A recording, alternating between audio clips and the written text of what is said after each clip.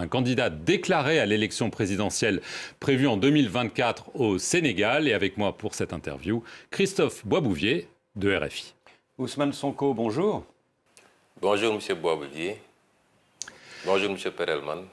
Monsieur Sonko, vous êtes accusé de viol par une employée d'un salon de massage de Dakar, une accusation que vous niez farouchement. C'est un cas qui dure depuis presque 2 ans maintenant. Une question toute simple toutefois.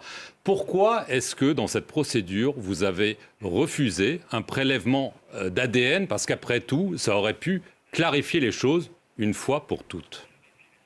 D'abord, on n'est pas en face d'un dossier judiciaire, on est en face d'un complot d'État. Et la procédure a établi le contrôle. Vous savez, un des éléments les plus importants, c'est qu'il y a eu un rapport interne de la gendarmerie, commandité par l'ancien commandant-chef de la gendarmerie. Et ce rapport a établi qu'il y a eu un complot d'État qui a commencé avec des proches du président de la République, Macky Sall, et qui s'est poursuivi jusqu'au président lui-même. Et je vais m'expliquer. Lorsque cette affaire a éclaté, j'ai très tôt dit que c'était un complot d'État parce qu'il n'a jamais été question de viol et il ne sera jamais question de viol me concernant. Lorsque tous ces éléments-là sont réunis, établissant un complot jusqu'au plus haut sommet de l'État, pensez-vous que quand un État prépare un complot, il va laisser ces détails? Au nom de quoi je me soumettrai à un test ADN sur une procédure dont celui qui avait demandé des prélèvements est lui-même impliqué dans le complot, c'est-à-dire le procureur de la République, et qu'il a été capable, fait extrêmement gravissime, de modifier un rapport d'enquête d'un gendarme à la base pour pouvoir l'incriminer. On n'est pas dans un dossier ordinaire et c'est pourquoi je ne me soumettrai pas à ce test. Monsieur Sonko, les opposants Karim Ouad et Khalifa Sall ont une condamnation qui, a priori, les empêche de se présenter. L'ancienne première ministre, Madame Aminata Touré, qui vient de déclarer sa candidature, elle est aussi mise en cause, cette fois dans la presse, pour sa gestion au Conseil économique et social. Si vous-même vous êtes renvoyé en procès puis condamné, vous ne pourrez pas être candidat l'année prochaine. Est-ce que vous pensez que c'est une stratégie délibérée ou pas? Mais vous avez la réponse à votre question. Vous savez très bien que depuis que Macky Sall est président de la République du Sénégal, on assiste à un phénomène inédit. C'est la première fois au Sénégal qu'un président de la République choisit qui doit aller à une élection. Le président Macky Sall, il sait qu'il ne pèse plus absolument rien au Sénégal.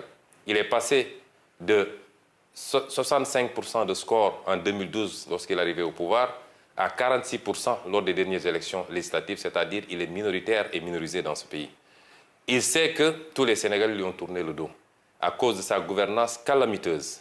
Mais aujourd'hui, sa stratégie, c'est de communiquer sur l'international, de se présenter comme le seul capable de diriger le Sénégal, de gérer les intérêts internationaux, d'assurer une stabilité du Sénégal dans un contexte sous-régional et régional extrêmement perturbé.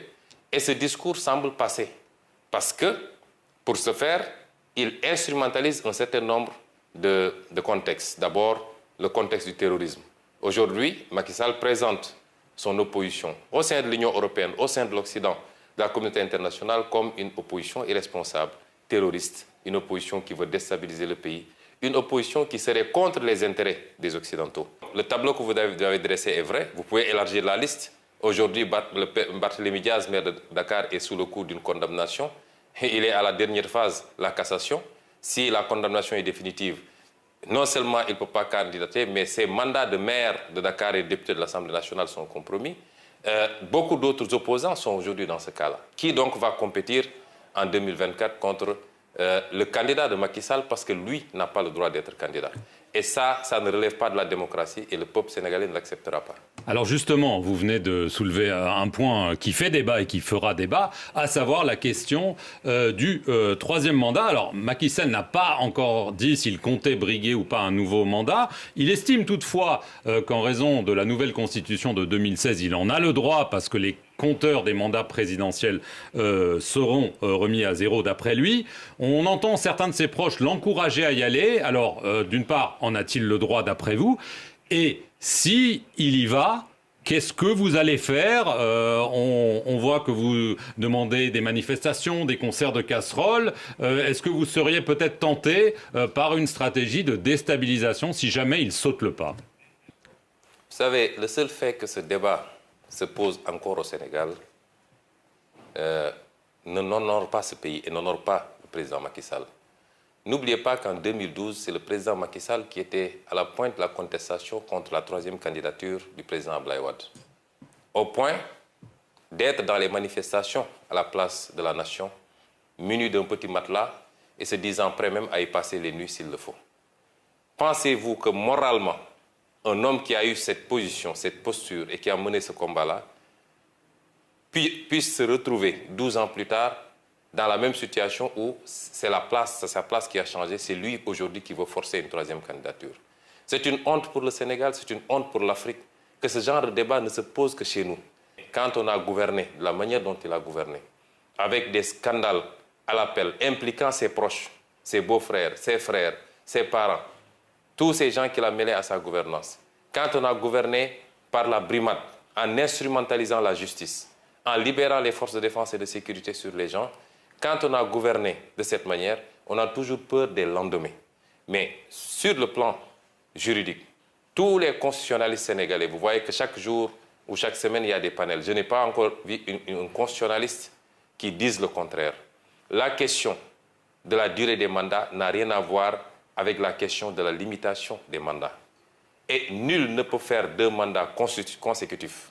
Cette phrase qui figure dans l'article 27 de la Constitution a résumé la question. Qu'est-ce qui va se faire? Cela relèvera du peuple sénégalais.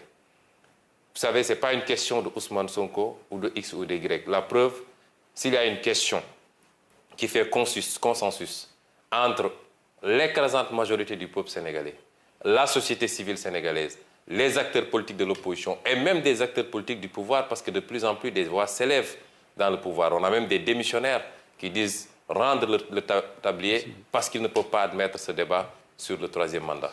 Le moment venu, le peuple sénégalais, qui est un grand peuple, qui a montré dans le passé son attachement à la démocratie, mais son attachement au respect d'un certain nombre de principes, ce peuple-là aura son mot à dire.